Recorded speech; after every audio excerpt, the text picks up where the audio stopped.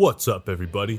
This is the IGN man here, and today I'm handing out 8 out of 10s to every video game made over the last 10 years. That's right. The end of the decade and the start of a new one is upon us. So why not peer back into the past and take a look at some of the best and worst games from 2010 through 2019. The criteria for being on my list is simple.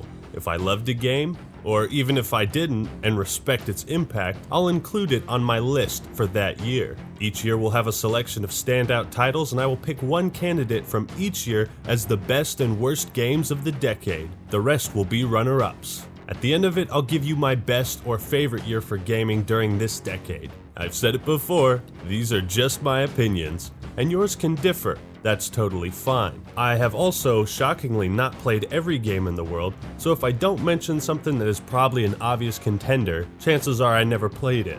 Because of the sheer number of games in this video, I may be hard-pressed to talk very little about some of them. If you'd like to discuss with me and my community of fans your favorite and least favorite games of the decade, then head on over to our Discord, where you can chat, shoot the shit, and just have a great time. Link will be in the description. Without further ado, let's turn our attention to the awesomest and baddest games of the decade.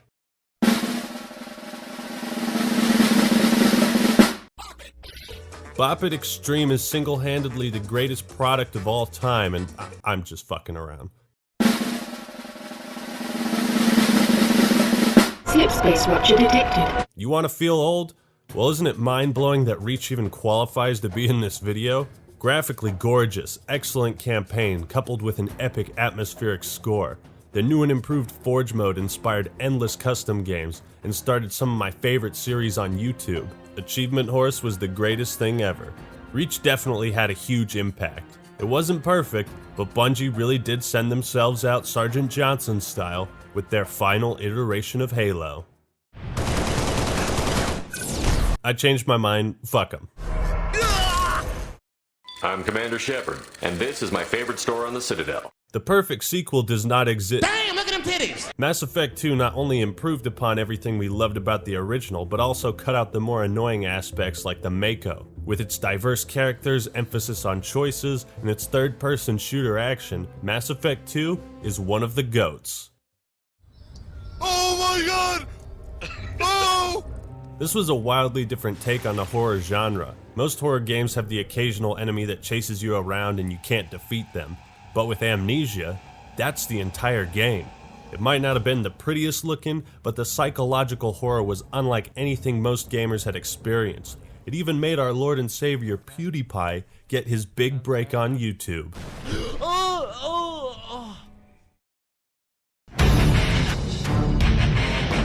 Where the Call of Duty series has often failed in its character-driven narratives, Black Ops 1 is a shining example of everything that can go right with a story. The numbers, Mason. What do they mean? What a mystery that was. Treyarch packed in so much content that to me, it's become the gold standard of what a COD game should offer. Zombies was addicting as hell, and the Dead Ops Arcade was a nice little side mode. It's about time. StarCraft 2 revitalized the RTS genre for a bit. Personally, I loved the single player and how challenging it was to grind out on the hardest difficulty. With incredible depth, graphics, and the glorious return of James Raynor and several other fan-favorite characters, StarCraft 2 has kept me entertained for years and years. There weren't many games in 2010 that I absolutely hated, but Power Gig Rise of the Sixth String stands out as a late trend chaser. Let's set ourselves apart by shipping a game with a real guitar. That'll go well. This was a niche title that you probably never heard of. It sold about 8 copies, but it was pretty good. Pretty impressive just how popular a simple game like Minecraft can become.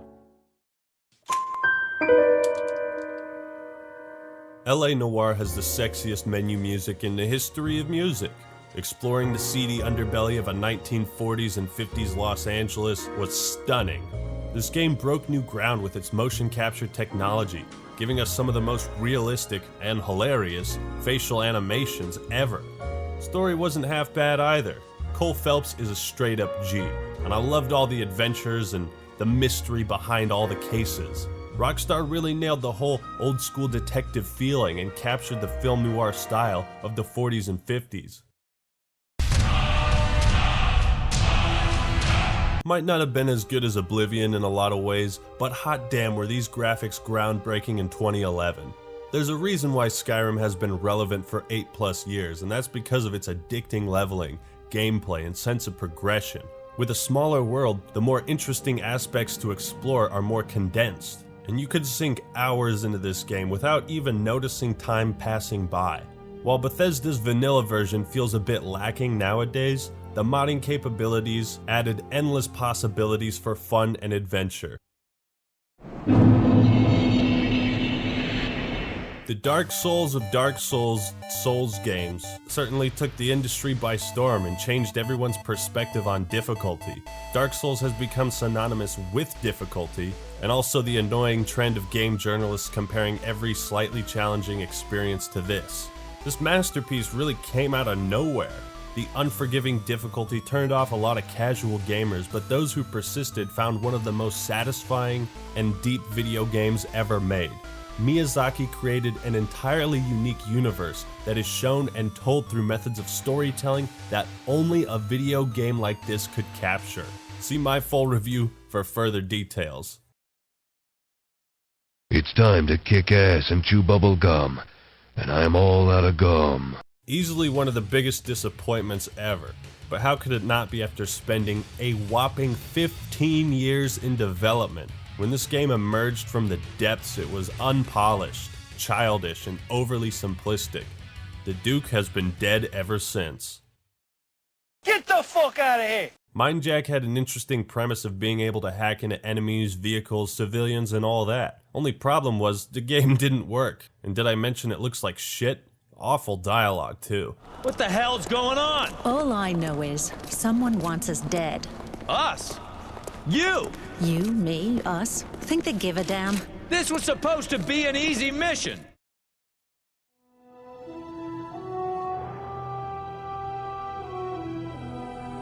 This was the start of the downfall of BioWare. If you were to ask me what my most hated game of all time is, my first thought would be Dragon Age 2. Completely ruined everything that made Origins a masterpiece. Fucked up, monotonous gameplay, shitty leveling, they removed armor customization in an RPG, graphics somehow looked worse than anything on the previous generation of consoles. It was rushed out the door as fuck.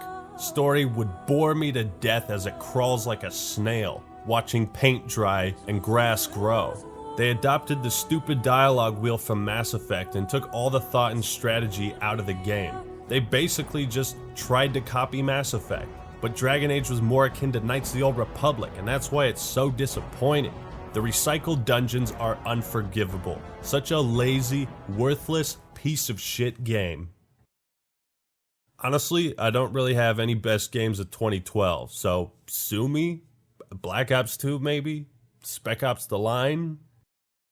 Hey Joe, you wanna play a zombie game? No! I don't wanna fucking play a zombie game. I'm tired of fucking zombies. The granddaddy king of terrible early access titles. When you mix dysfunctional gameplay with egregious pay-to-win microtransactions, season it with that typical shittiness that defines early access titles, this is the potion you get. It's called liquid diarrhea. Though, what should anyone expect from the man who developed big rigs over-the-road racing?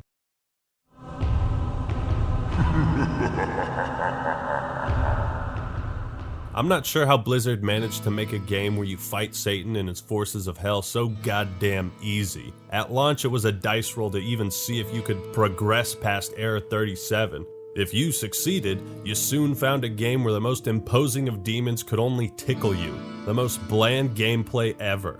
Click everything till it dies, and you will never be in trouble. Diablo 3 put such an awful taste in my mouth, I've never bothered to try it since. Maybe it's changed.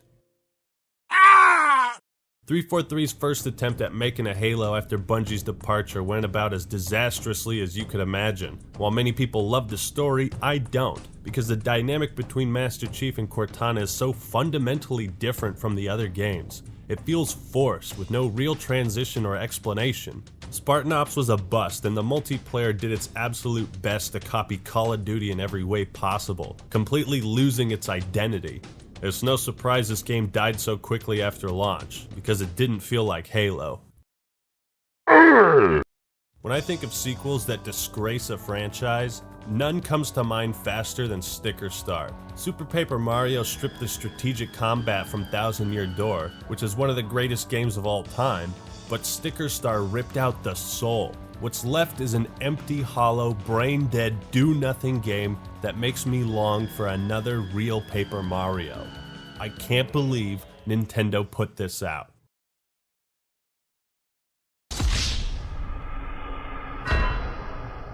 It's Grand Theft Auto 5. I mean, what else is there to say?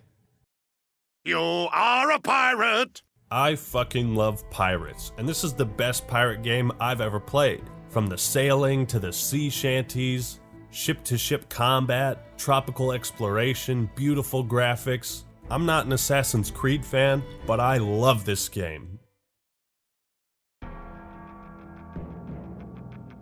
Now here's a platformer brimming with character. Rayman Legends is characteristic of that old school, innocent style of game. So simplistic, and it just makes you feel happy playing it. Some of the levels are pure insanity, and there were countless nooks and crannies to explore.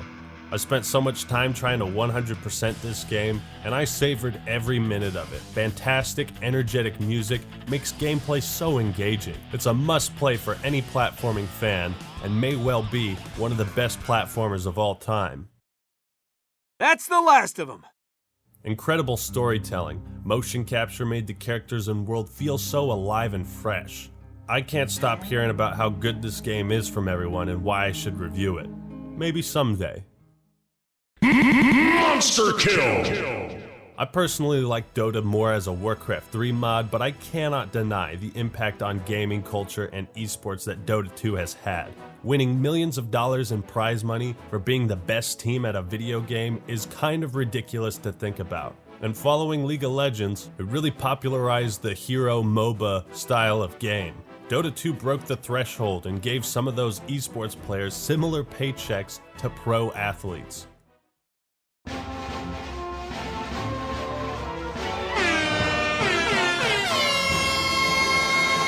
You want to talk about a game of mastery? Fire Emblem Awakening will test your resolve and turn you into a strategic mastermind. If a character dies, you have to reset the game. It's so fun to grind and level up, and it has a great story with an incredible soundtrack. Aside from that, the character system meant the more you battled characters alongside each other, the more dialogue and special bonuses you'd unlock. The sheer amount of options for characters getting married is staggering. I can't imagine how much dialogue they had to write for this, but it's all high quality and really connects you with each character. Definitely one of the longest games I've played. He called them ghosts. There's a reason most fans refer to Dog Models the game as the worst entry in the COD franchise. Maps were too big, gameplay was boring, and the story made no sense. It was a snore fest from start to finish and didn't give people any incentive to buy the next-gen consoles. Check out my review of it. This game is so fucked up in every way imaginable. Not even mainstream journalists could give it a 7 out of 10. Ride to Hell's awfulness is beyond legendary. I'm scarred for life from these sex scenes. Though, in a way, it is uniquely entertaining. Being so bad, it's actually hilarious to play through. It is the Room of video games. SimCity showed how awful the always online philosophy can be. In 2013, a functional game wasn't as important as having players connect to EA's shitty servers. Okay! Nobody may have bought the Wii U, but it still had some damn good games on it. One of those was Tropical Freeze, which gave off some serious DK Country flashbacks. It has many of the same qualities as Rayman Legends: incredible backdrops and locations, fluid controls, hidden secrets. It's a platformer you really need to play. A cute homage to the old school platforming games of years gone by. Shovel Knight was surprisingly good and really started to turn my head towards indie releases and take them more seriously. It's almost become its own AAA franchise nowadays. Mario Kart 8! It's not Double Dash, but it might even be better. The new mechanics and perspective switching was really trippy. This game had so many great stages, items, a fully functioning online multiplayer. That's rare for Nintendo. And even post-launch support. Not to mention kart customization. The definitive kart racing game.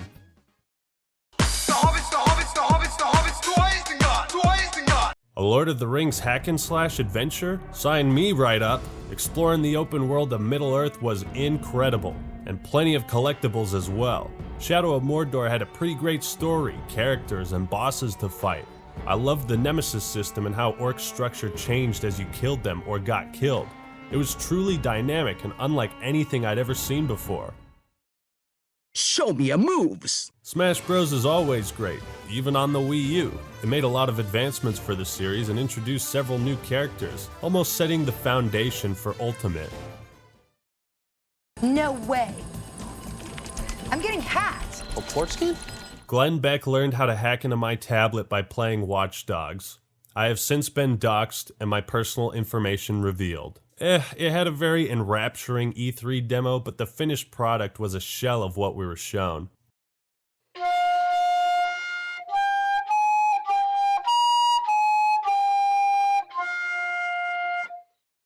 Despite its condition now, I will always remember the Master Chief Collection as the game that pissed me off so much it inspired me to make a YouTube channel. Trying to find matches in the early days was the longest abusive relationship I've been in. Around 90% of the time was spent in the menus, so much so that the main menu music for MCC is now associated with frustration, anger, and impatience. 5% of the time you get into a match that had some game-breaking bug in it. 4% of the time the game would freeze, kick you out of the lobby, or put you in an uneven match. And roughly 1% of the time, if not less, was the game actually working. That wizard came from the moon.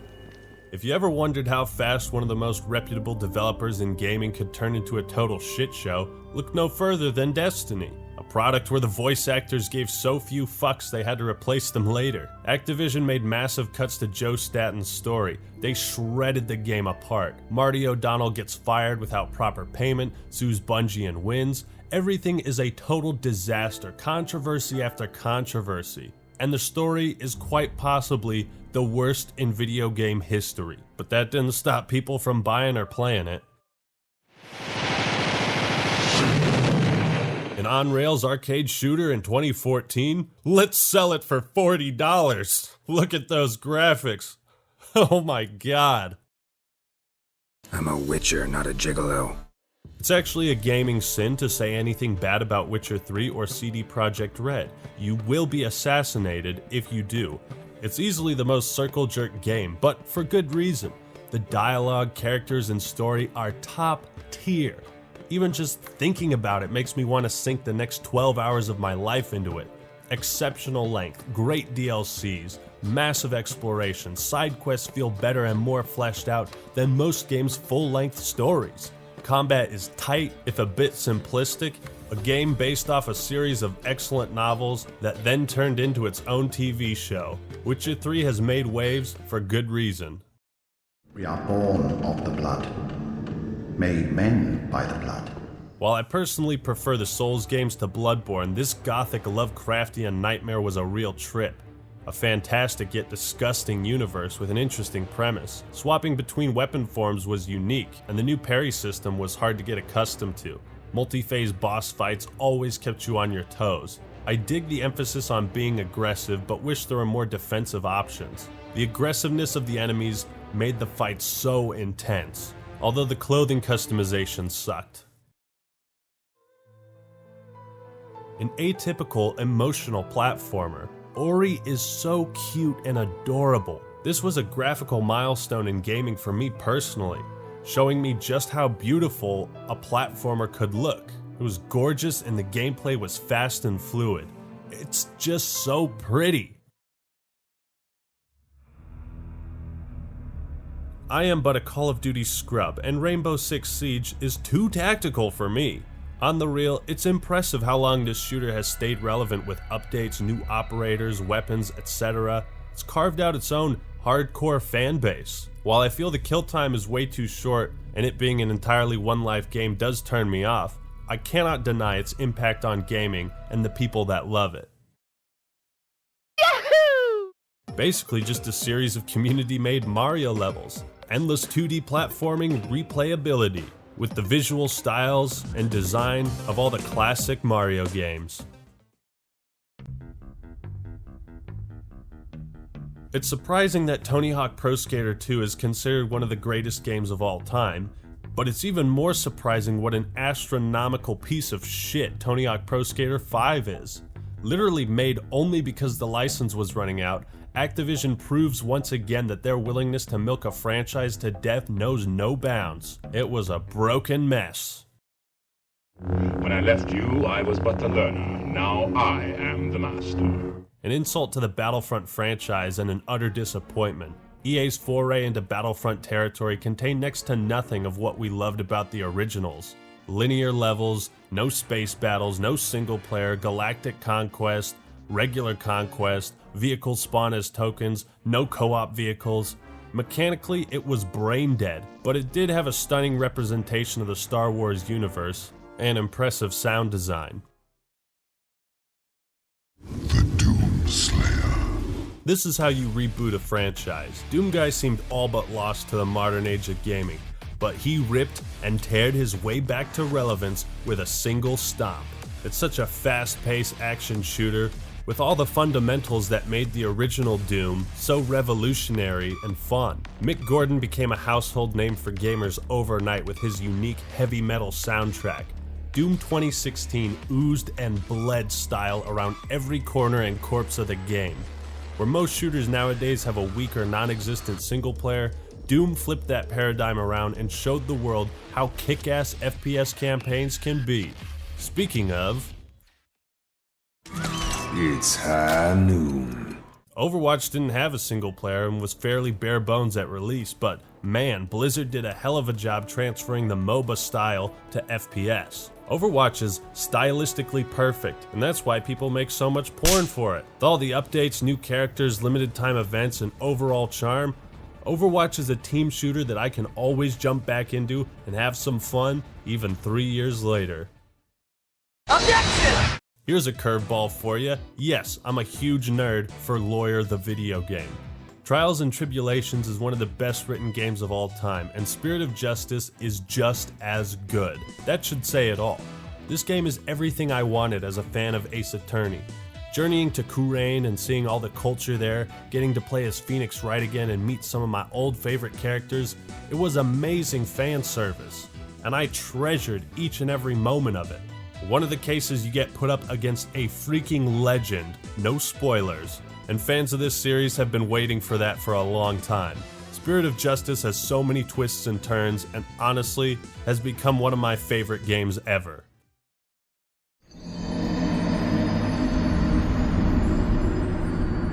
Dark Souls 3 takes a bit of everything from 1, 2, and Bloodborne and mashes it all together to create the most refined Souls-type game ever. Fluid combat, challenging enemies, imposing bosses, an incredible PvP community, excellent level design, if a bit linear. The PvP was awesome and way more balanced than previous games. So much customization, options, planning, min-maxing. The DLC and story wrapped up this universe in a perfect little bow. Praise the sun, it's so good. Really turned people's heads when DICE said they were gonna make a World War I game. I don't think anyone expected to be half as good as it was. I was never a fan of Battlefield, but Battlefield 1 turned me into one. I was straight up addicted to the lengthy battles of the operations, the pushing and pulling tug of war. Leveling up and unlocking new weapons was great. The old timiness of it was nailed so well, and you know, it had some pretty decent war stories too. Definitely sunk way too much time into this one. Check out my review. Trust me. A sequel to an underwhelming shooter from 2013? How good could it be? Really fucking good apparently. Titanfall 2 exceeded my expectations tremendously. BT and Jack are such lovable characters, and the single player once again shows that other developers should embrace a campaign and not shy away from it. Such an emotional story that carries weight, and shit man, I hope they make a third one. The Titans were all super fun and badass, the weapons were cool and unique, the movement was absolutely bonkers. No wonder so many games tried to copy Respawn after this title. Shame it wasn't as successful as it could have been. This universe that we've created, it's so vast, it's so boundless, it's actually infinite, and we don't even know what's out there. No man's game, no man's content, no man's promises. I could make too many of these jokes, so I'll stop while I'm ahead. It did make a pretty successful turnaround from what I hear, but man oh man, did so many promises fall short. Guess that's what happens when a publisher tries to pass an indie game off as a AAA release. I'm fine, I just threw up in my mouth a little bit. The bad press surrounding this game was not unwarranted. I can't speak for the campaign, but the multiplayer, dear God, was pure garbage. Watch Favian's video, he explains it all. Invisible barrier warfare is more like it. You dare bring light to my lair? You must die! Arguably the biggest revolution to the Legend of Zelda franchise since those wonderful CDI cutscenes. Oh boy! I'm so hungry, I could eat an Octorok! Breath of the Wild turned Zelda into an open-world game, but the world wasn't empty and lifeless. It was brimming with character and secrets that defined this franchise. One of the coolest parts of the game was being able to head straight to Ganondorf after the tutorial section. Breath of the Wild created shockwaves when it came out.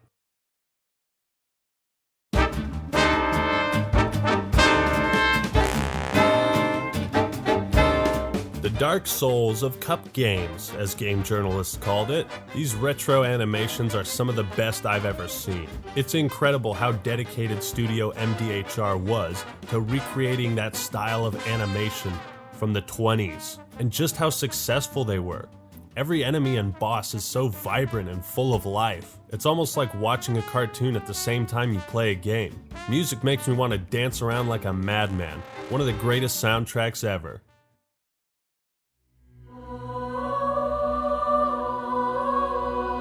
Never heard of this series before, but tried it out on a whim, and hot damn, literally everything I've ever wanted in an RPG. Deep turn-based combat, branching dialogue paths, stats that affect your dialogue choices, unlimited customization options, specializations, great storytelling. In fact, this is the only game I can think of that has a second-person narrator. That's unique as hell in the literary world. Voice acting is amazing, and there are endless ways you can approach the game in each one of its scenarios. For instance, to escape the starting area of Fort Joy, you have about 8 different options for how you do it. You have to position your characters and use the environment to your advantage. The gameplay is addicting as fuck, and leveling up has never felt so rewarding or satisfying.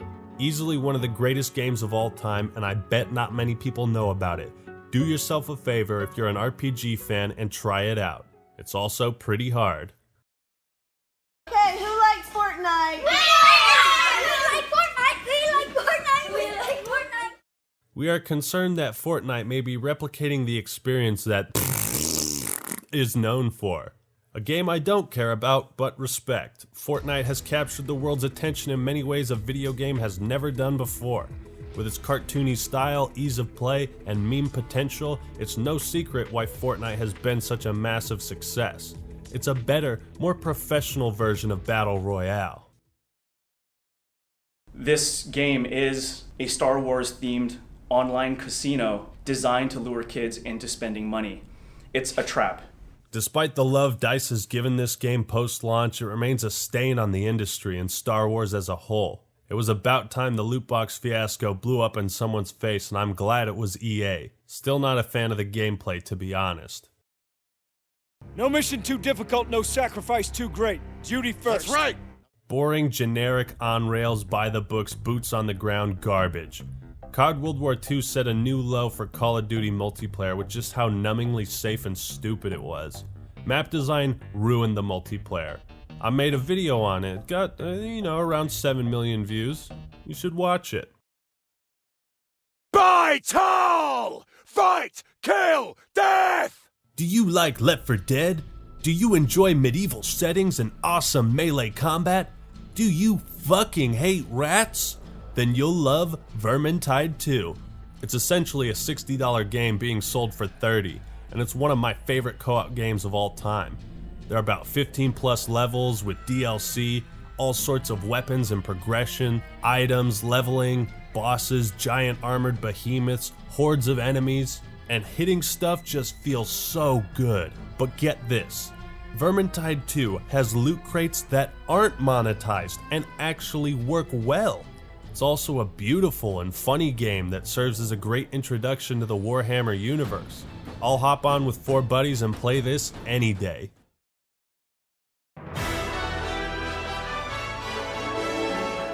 Everyone is here. The premise for Smash Ultimate was so ballsy and involving so many copyright issues that I wondered if it was even possible.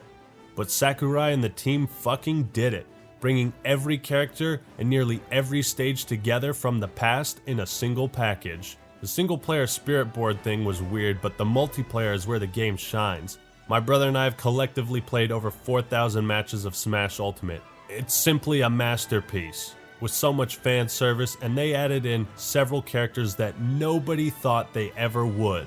It's gonna keep my and many others' attention for years to come.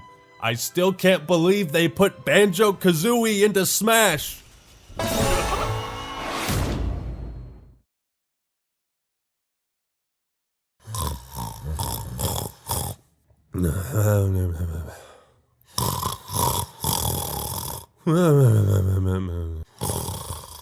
Where's the content? Where's the content? All of this just works. Bethesda and Todd Howard set a new precedent for embarrassing themselves with the most egregiously lazy, broken, asset-flipping trash I've ever seen. Fallout 76 as a game is a straight-up dumpster fire. It's almost unbelievable how horrible this entire project was managed by every single person involved. It tarnished the Fallout and Bethesda name. Watch Internet Historian's video on it. It is so entertaining. Ugly motherfucker. The Xbox port of PUBG was created as a cruel method of inspiring mass suicide in children. The advertisements led consumers to believe that PUBG would be one of the best exclusives on the Xbox.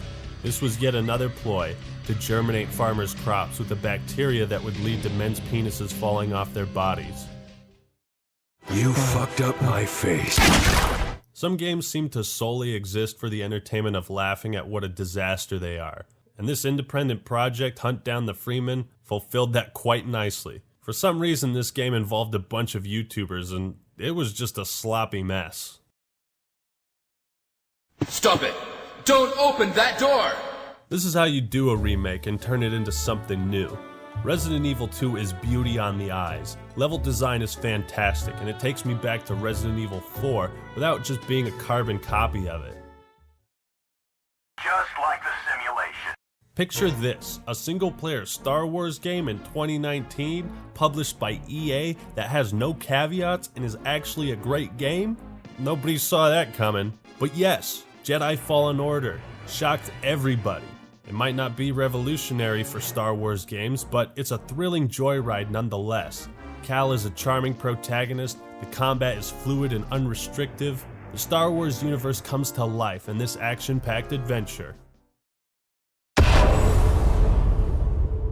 I died more than twice in my playthrough, 0 out of 10 for misleading marketing.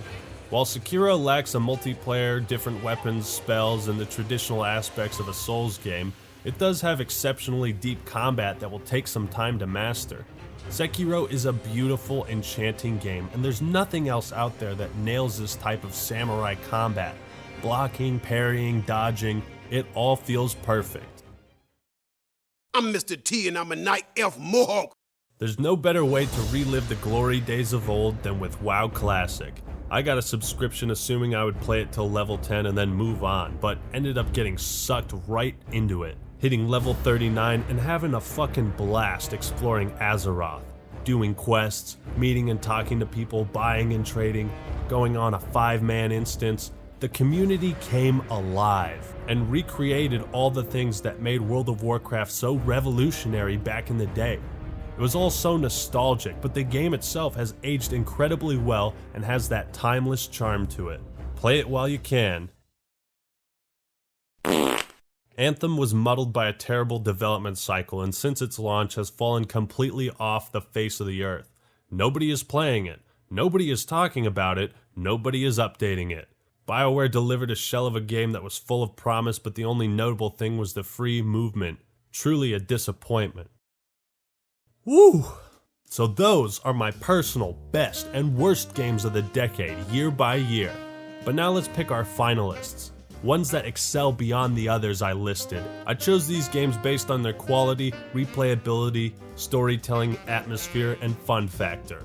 Call of Duty Black Ops, Dark Souls, Fire Emblem Awakening, Donkey Kong Tropical Freeze, Witcher 3, Doom 2016, Divinity Original Sin 2, Super Smash Bros. Ultimate, and Star Wars Jedi Fallen Order. And now the worst games of the decade. Dragon Age 2, The War Z, Ride to Hell Retribution, Halo the Master Chief Collection when it launched, Tony Hawk Pro Skater 5, Call of Duty Infinite Warfare, Call of Duty World War II, Fallout 76, and Anthem. My personal favorite year in gaming was 2016 and the worst was 2012. But let me know your favorite and least favorite games of the last 10 years. Do you agree with my choices? Why or why not? I know I left some games out, but that was inevitable. I can't wait to see what the next decade has in store for us. Hope you enjoyed the video. That's all I got for today. This is the Act Man signing out. Peace! You fucked up my face.